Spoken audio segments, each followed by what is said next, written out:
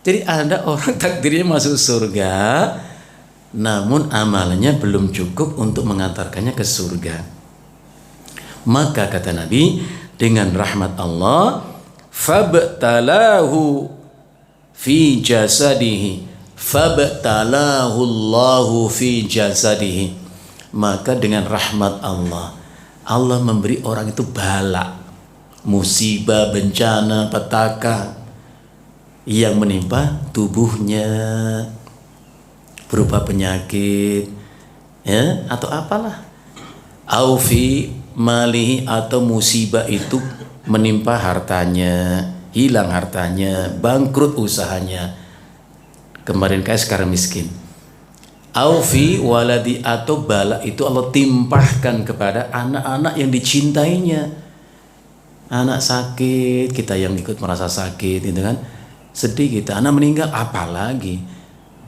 Nah, ternyata ini peristiwa-peristiwa, subhanallah kata Nabi, itu cara Allah untuk menambah apa yang kurang dari amal kita. Ternyata fasabbarahullahu, ya, fasabbarahullahu ala dzalik.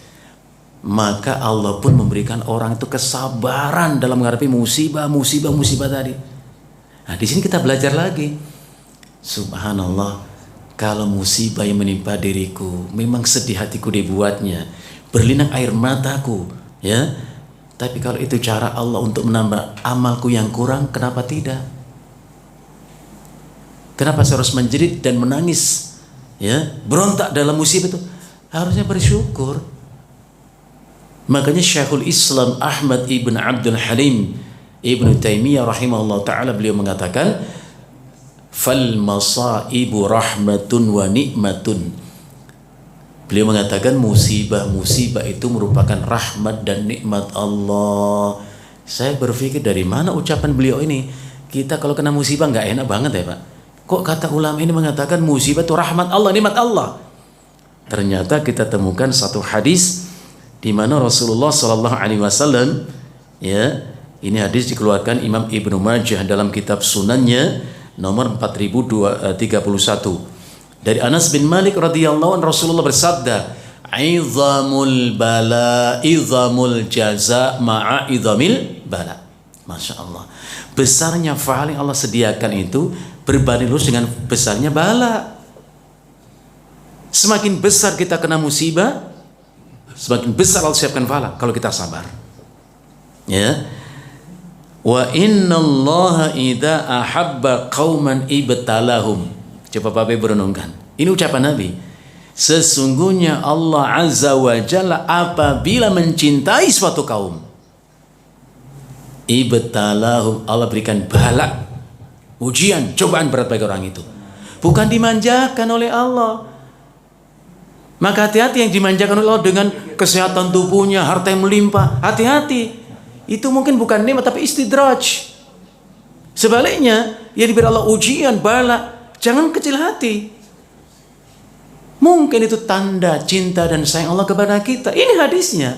Saya ulang lagi. Nabi mengatakan, innallaha idza ahabba qauman ibtalahum. Sesungguhnya Allah itu apabila mencintai suatu kaum, mencintai seseorang, ibtalahum, diberi bala, diuji oleh Allah. Faman radiya falahur ridha. Maka siapa yang ridho dengan bala yang Allah takdirkan menimpa dirinya, itu untuknya ridho Allah.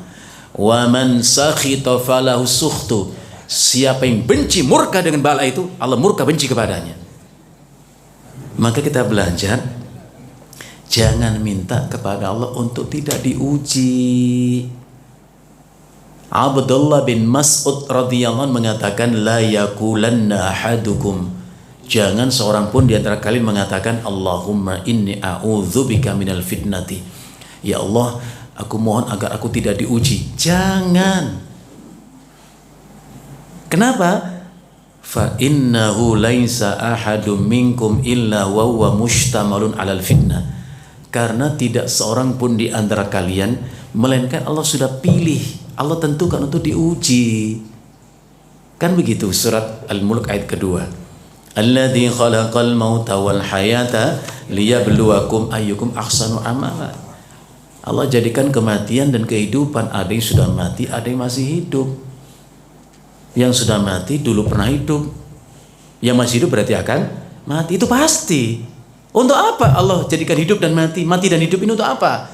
Allah mengatakan liyabluwakum, untuk Allah uji kalian. Ayyukum ahsanu, siapa yang baik amal-amalnya. Jadi jangankan minta nggak diuji Bapak Ibu, minta diringankan ujian saja nggak usah. Ya Allah ujilah aku dengan ujian ringan, nggak usah. Justru mintalah kepada Allah kesabaran, kemampuan melewati semua ujian itu. Kenapa? Karena Allah yang maha mampu untuk menakar dan menimbang seberapa besar dan berat ujian masing-masing kita. Makanya Rasulullah mengatakan yubtala rajulu ala hasabi dini. Setiap orang itu diuji Allah sesuai dengan kadar keagamaannya. Semakin kuat kita beragama, istiqamah, semakin berat ujian. Tapi kalau dapati agama kita tuh ringan-ringan saja, ujiannya pun ringan. Bapak dan Ibu yang saya hormati, saya muliakan. Jadi Allah memberikan orang itu kesabaran, ya, dengan musibah yang Allah takdirkan untuknya untuk menambah amal-amal yang kurang tadi. Hatta yuballighahu al-manzilata allati sabaqat lahu min Allah. Sampai akhirnya dengan sabarnya orang itu menghadapi musibah-musibah itu tadi, Allah antarkan ia ke tempat yang Allah takdirkan, yaitu surga. Masya Allah.